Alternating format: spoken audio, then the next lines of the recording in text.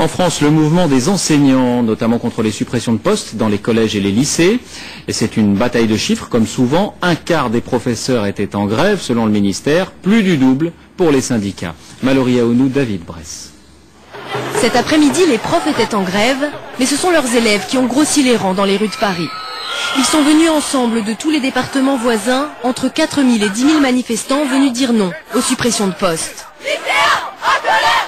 Très mobilisée, la délégation de Champigny-sur-Marne. Dès 8 h ce matin, les élèves et les enseignants de Louise Michel bloquaient l'établissement, vite rejoints par les troupes du lycée voisin. Est-ce que vous êtes prêts à faire changer les choses ?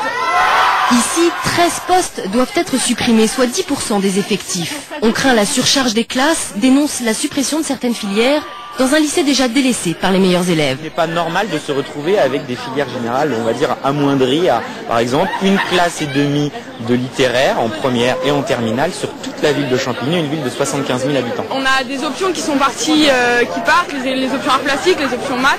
Donc voilà, plus ça va et moins on a de choix au niveau de l'éducation et ça c'est pas acceptable pour nous.